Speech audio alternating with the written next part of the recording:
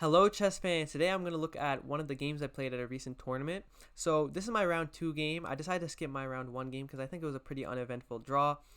And now going to my round 2 game, I was against a 2391 and I was very much hoping to get a win in this game. Unfortunately, I got the black pieces against them, which means that I wasn't too mad with a draw, but I was generally going to try to go for the win, and I decided to prep some pretty good stuff against them, which I think got me in equal position. Okay, so that my opponents are with d4, c4, e6, g3. So I knew a Catalan was coming, and it really just depended on what line I wanted to play here. And previously against them, after d4, I had played this d6 move, and they had played e4, and we had gone to a perk where I was able to get a very strange position that I don't think either of us had ever seen before. And after a few moves, I got equality, I messed it up, and then I got into a losing endgame where my opponent had to calculate a bunch, but I managed to draw it. And so after e6, g3, I decided to play d5. And the reason why I switched from going for this d6 approach to this d5 approach is because I first of all thought that the d6 approach, my opponent could easily prep against that and sort of get this a good line. So, because if someone preps against the perk, it's very easy to get a good position. I'm going to be honest there. But you can't really prep so much against the main lines of the Catalan and expect to get like a winning position out of the opening as white. So I thought that if my opponent preps some perk, that it would be pretty easy for him to get advantage and I would be on the back foot. So I thought rather than going into his prep, he instead had to go into mine. So here obviously he's played the Catalan a million times. So here I went for bishop b4, bishop d2, and I played this modern trendy move, which I don't think is that amazing. I think it's an okay move. I think it's bishop d6. And the idea of bishop d6 is you just want to get a stone wall. That's the whole idea, and the reason for going bishop b4 and then bishop d6 first is because in some positions, after knight e4, you can pick up the bishop here. And the bishop usually would want to go with b3 and trade itself off in the stone wall, and the way you counter that in the stone wall is you go queen e7 to stop the bishop from getting to a3. So for example, if we played bishop d6 here right away, and okay, let's just play a few moves, something like this, castles, and they go b3, threatening here. The way we'd stop this in the stone wall is to go queen e7. But when I go bishop b4, bishop d2, and bishop d6, now I don't have to worry about b3 here because, their bishop's on d2. So I'm not going to lose a move, and I'm going to prevent them from their most dangerous plan. And if they go back bishop c1, we've essentially gotten bishop d6 for free, and here we would, clearly be better. So my opponent went knight c3.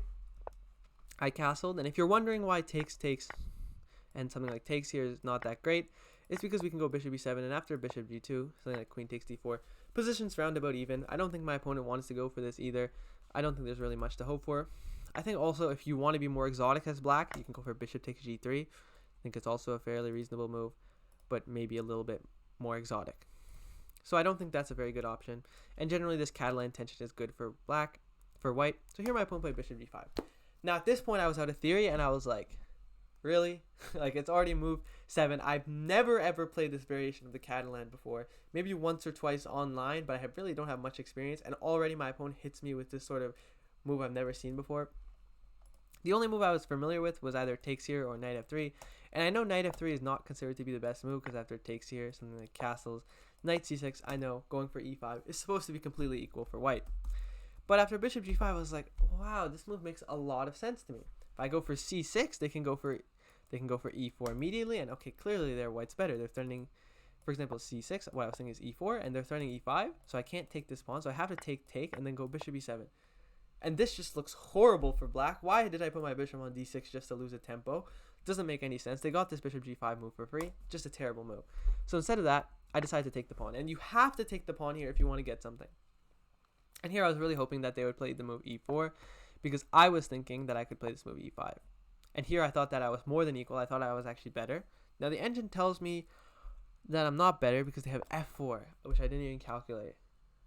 And then after takes, queen takes, knight c6, queen takes c4, something like this, bishop b4 is about equal. So now I didn't see that, but I was really hoping for e4. But instead my opponent, of course, plays knight f3 after like 3 minutes of thinking, which is definitely a good move by my opponent.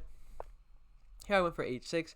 Now here you could also go for knight bd7, and if I ever get this sort of position in the future, which if I try this line might happen, I think this is a better choice honestly, because after something like castles c6, we can look to actually defend this pawn and make this pawn like receiving this pawn back much harder, and even black can push for an advantage here. I believe the position is, according to Engine, completely equal, but as is most positions, because his bishop g5 is kind of a weird move. So instead of that, I took.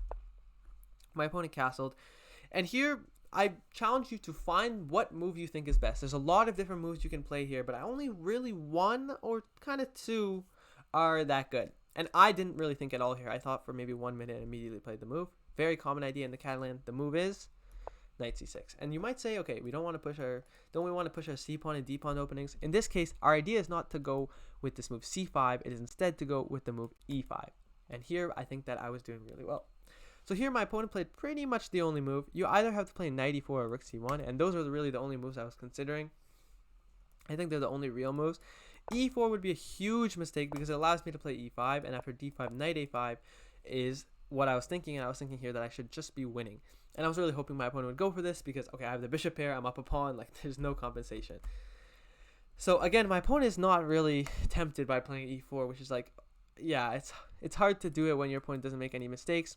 He played rook c1, and I was just like, I could either simplify the position into a position I know is probably most likely a draw, or I can go for this move rook d8. So I had a really hard time deciding between e5 and rook d8. I spent around 10 minutes on it. I didn't really consider any other moves. And in case you're wondering, queen e7 is also a reasonable move to get out of this fork, but after queen e7, what I was thinking is e4, and if I go e5, I was thinking knight d5. And after queen e8, I thought this was not a good position for me, but apparently it is good for me. So why is queen e7 not good then? Okay, knight b5, and we still grab the bishop. Okay, that makes sense. So queen e7 would just be a waste of a move. But yeah, I was really afraid of that knight b5, and after something like takes, rooks takes c4, f4, e5, it didn't look very pleasant. So yeah, I was only considering the best moves here again, which I'm pretty proud about. So I was only considering rook d8 and e5, and I ended up not choosing rook d8, and I thought that because it's after knight e4, I thought that I would have to go for queen f5 to keep my queen active here, but then after something like takes, rook takes c4, I didn't really think I was equal here, and the engine thinks I'm wrong. Yeah, okay, I really just did not think I was equal. I don't know, I guess if I played d5 here, I was just thinking this bishop is kind of dead forever, and there's really no chances to win, and this bishop could at any time be opened up with e4. So, but maybe he gets an isolated pawn in that position. So I definitely think I should have considered this a lot more, but I spent 20 minutes. So, and I played e5, which I think also completely equalizes. Here my opponent played knight e4, pretty much the only move.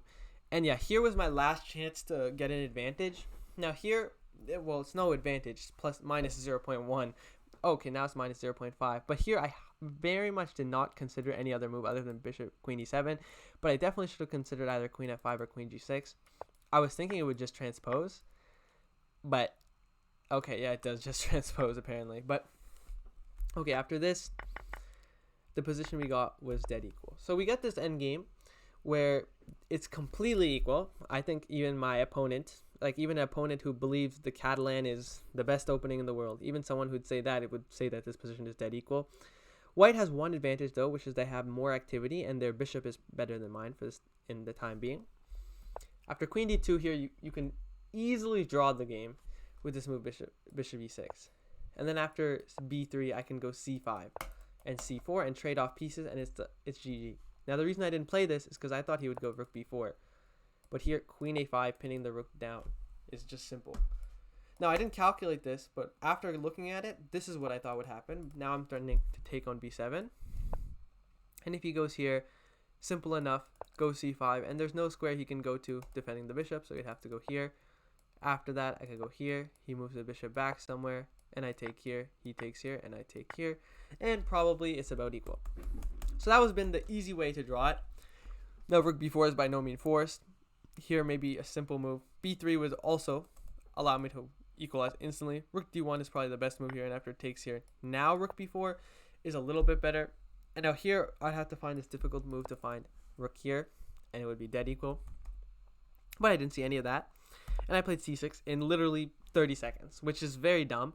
And I think that it's sort of really strange that I didn't consider anything else. Okay, but after rook d1, I play bishop e6, b3, and here I really thought for 20 minutes and I didn't see a plan. Now in hindsight here, I should definitely go a5.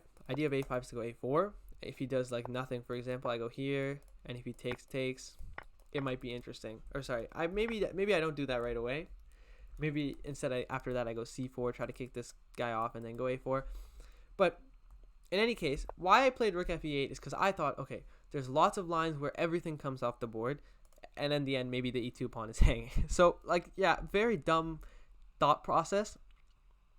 But I think it's even a bad move for me. I would rather have my rook on f8, because in lines I calculated later, the bishop coming to c6 after bishop takes b7, and then the rook moves, and then bishop c6 getting a tempo on the rook really messed me up in some lines, and didn't allow me to play lines that previously had been good.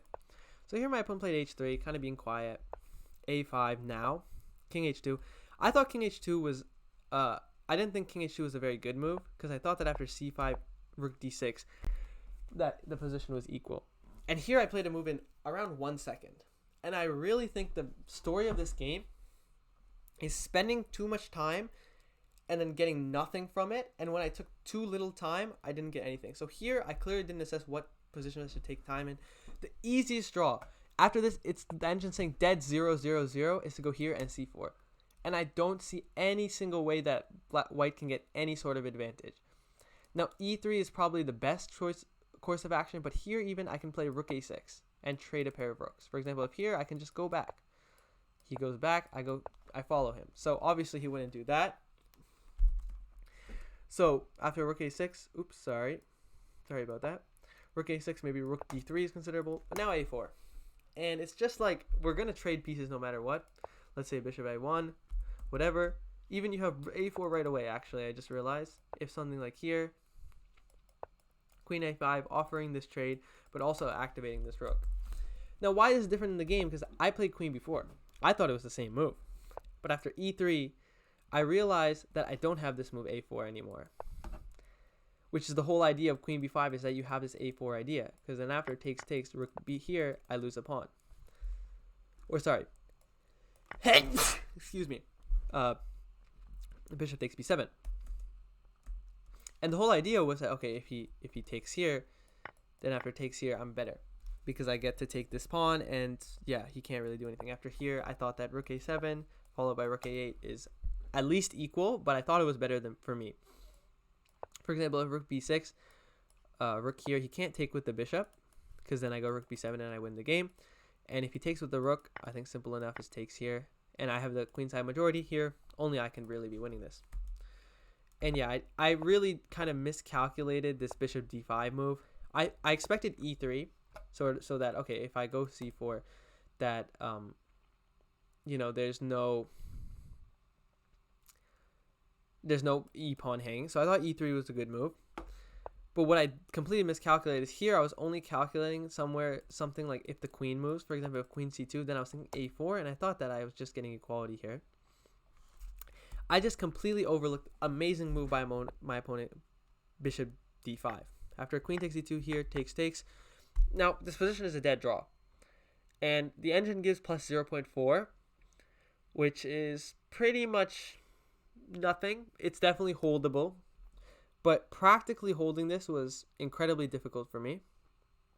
And I don't think that, especially, I think that if I had an hour on the clock, I would have been able to defend this. But I had around 20 minutes, and every single move, I had to spend so much time thinking, it was very hard to focus. So here I made my first mistake, c4. Here, my opponent later told me that if I played rook a7, it's really hard to make progress after something like here, and now c4. And I didn't really see why this makes a difference. The idea is pretty much that, okay, if we get this endgame, it's a draw. This endgame is a draw. Which makes sense to me because, okay, 4 on 3, I know how to draw that. With an extra pawn, I still think I could have drawn this over the board. I like to hope that I could have drawn this over the board. If I trade this pawn for even, you know, 2 of these, I think I might be still losing. No, it's probably a draw at that point. But if I trade this pawn for 1 of these, it's definitely losing for me. So it would have been very difficult to draw, but it would definitely have been better than what I did in the game. And yeah, so this was my probably best course of action. So instead of that, he maybe should not go for that in game. And after this, use his activity somewhere else, like this. If f6, then maybe just continue with more active rooks. I mean, you can always take this one, right? But okay, in this case, I would have here instead dead draw. But so that was my best course of action. Instead of that, I went for c4 right away. Instructive mistake, I believe, because this endgame, keeping the 2 rooks was surprisingly harder to deal with. Now, I thought what made sense to me was, which is why I played c4, is that the more pieces material on the board, the harder it should be to draw for my opponent.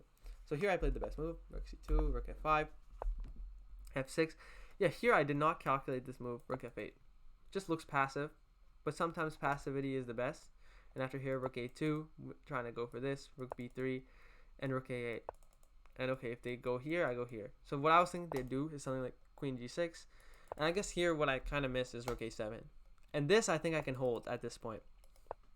It doesn't look too bad for me. This rook is tied down to this pawn. This king's tied down to these. I mean, he can advance at some point. But I think that I have enough checks and resources here to get the draw. Instead f6, which creates some more weaknesses and makes this G pawn really weak from both sides, which I think really came to kill me here. Here my opponent played a4. It's pretty much an only move. Rook a2, rook f4, rook e8, threatening rook takes e3. King g1, only move. Rook e5, rook a7, h5, stopping rook g4, because okay, if I lose it, rook g4. I was only surprised he didn't play rook g4 here, but I guess it's in view of rook g5. And okay, if he takes, I win this pawn. It's dead drawn, so I guess he'd have to move. So h5, g4, and here I made the game-losing mistake. Now here I think I had around 6 minutes or something like that. I was already very demoralized. I was like, oh, really? I'm holding this drawn down upon endgame from a completely drawn position.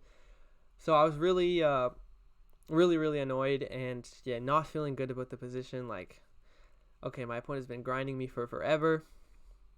And here I made the final mistake. I really just had to play a move here because I was getting so low on time. I think I spent 4 minutes. I got to 3 minutes.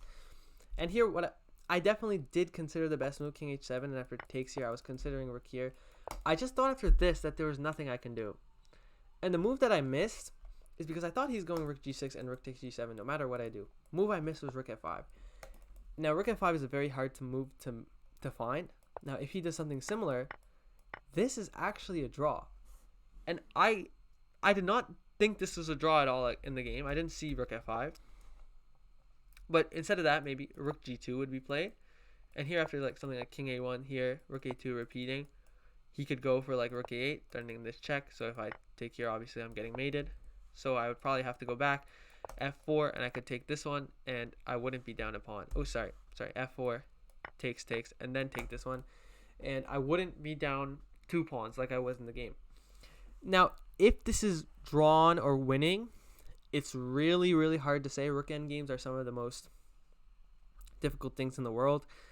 And especially with 3 minutes, and I was 5 moves away from time control, it's hard to say whether I would have drawn this or not. Now, definitely my chances for drawing this are higher than what happened in the game. After here, I think I played rook b4. I played rook b2 with the idea of rook b4, but I only really contended with this.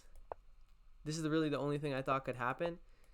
And then I was thinking that this would probably be a draw. Now, the engine even says this is not a draw. But, okay, I mean, something like this, I thought, would be better than what I got in the game. Because, okay, what's going to happen is I'm going to try to get my king up.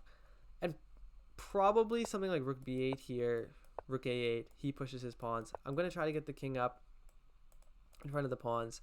And actually, I'm curious how this endgame looks. Like, let's say he just pushes. Like, I do nothing, and he pushes. I do nothing, and he goes king here. King here. King here. Walks his king away. King h7 here.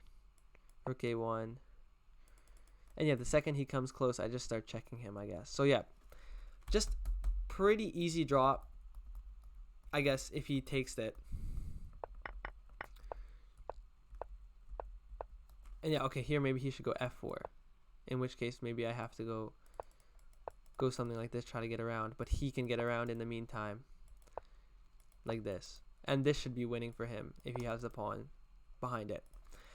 Okay, but instead of that, Okay, I took here.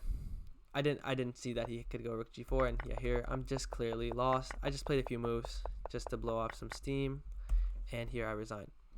So yeah, very, very, very tough game. I feel like I got exactly what I wanted out of the opening. I didn't get any of my prep.